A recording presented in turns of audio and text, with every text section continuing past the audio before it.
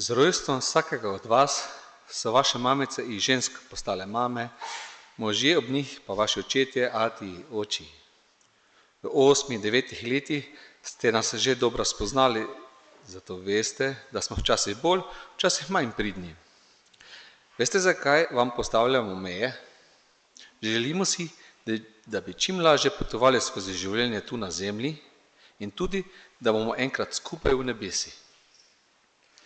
Skušamo vam približati vero v Boga, ki je ljubezen, ki nas ima neskončno rad.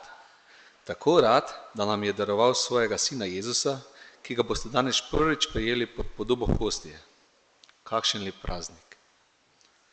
Spoštovani prihajanci, želimo vam, da bi z Bogom nenehno ohranjali stik. Kako pa lahko to storite? Preko vaših bližnjih, s pomočjo sakramentov, branja Božje besede, molitve, rednega obiskovanja svete maše in prejemanja svetega obhila.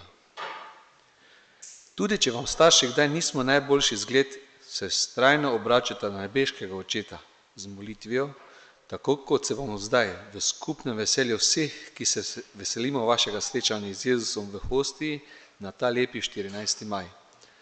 Skupaj molimo Bogu v čast, Oče naš, ki si v nebesih, posvečeno bodi Tvoje ime, pridi k nam Tvoje kraljestvo, zgodi se Tvoja volja, kakor v nebesih, tako na zemlji.